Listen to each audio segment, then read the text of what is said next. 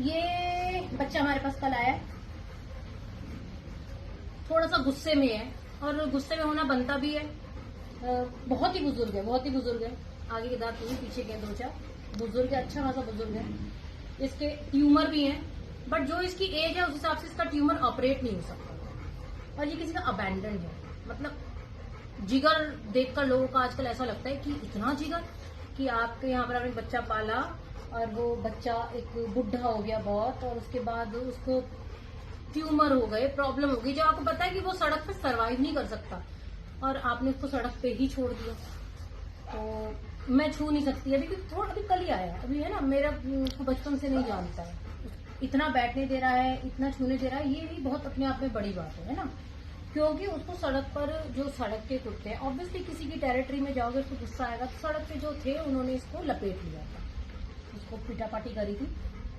इसको skin disease भी है, इसके हेयर हमें हटाने हैं, बट तब जब ये शांत हो जाएगा। इस समय तो अगर इसको आप जबरदस्ती पकड़ने की कोशिश करो तो ये काटने की कोशिश करता है। इसके पीछे पूंछ के नीचे आपको ट्यूमर लटका हुआ दिख रहा होगा, बहुत बड़ा, है ना। और इसकी बॉडी में भी कहाँ होगा अभी हम नहीं बता सकते, अभी क्योंकि छू नहीं सकते, है ना, अभी नहीं पता चलेगा। बट ये इसकी एज की वजह से अब ऑपरेट नहीं हो सकते, है ना। एक एज के बाद आप सर्जरी नहीं कर सकते, क्यों? क्योंकि आप एनेस्थीसिया नहीं झेल सकते।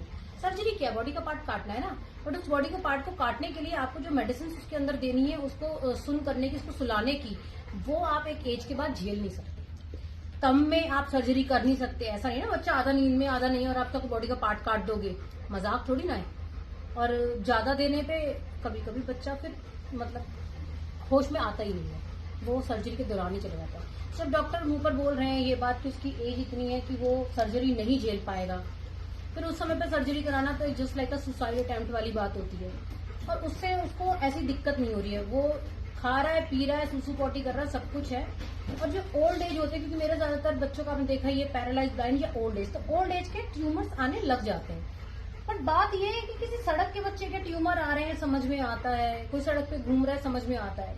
घर का बच्चा उसको ट्यूमर आए, आपने उसको सड़क पे छोड़ दिया, कोई डर नहीं, कोई भगवान से किसी चीज की वो नहीं। इसकी देख रहे हो ये कितना गुस्से, इतना भी गुस्से वाला सिर्फ इसलिए हुआ है क्योंकि इसने अपने आप को पता नहीं कितनी मुश्किल से कितने दिन सड़क पे सरवाइव कराया, कितना फाइट करी है, अब कितना डर में रहा है वो। ये देखो वो बहुत बुढ़ा है ये, पर हम इसको अभी जबरदस्ती, देखो ये देखो ना ट्यूमर, ये देखो ये रहा सिर में, कितनी टिक होती है, देखने में लग रहा है टिक है, बेटे ज्यादा पास नहीं आना, देखो छोटा सा, ये छोटा सा है ना।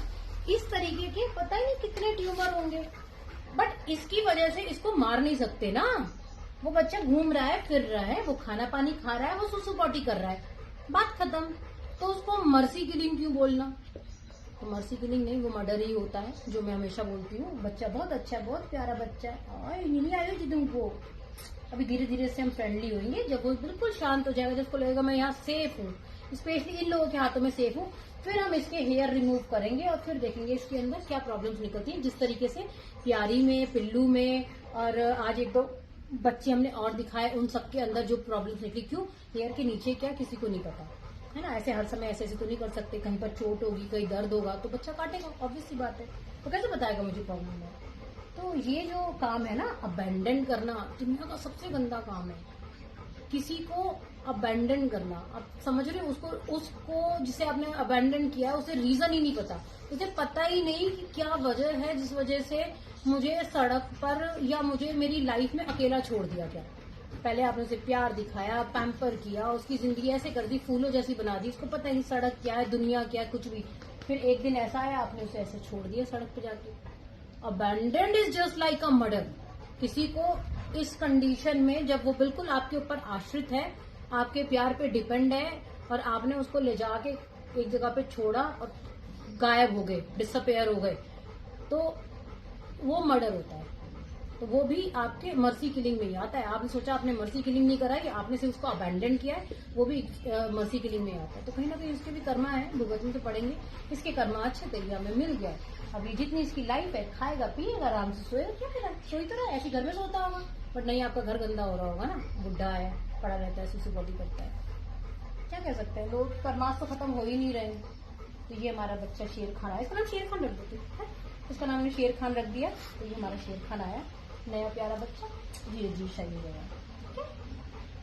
Thank you ji.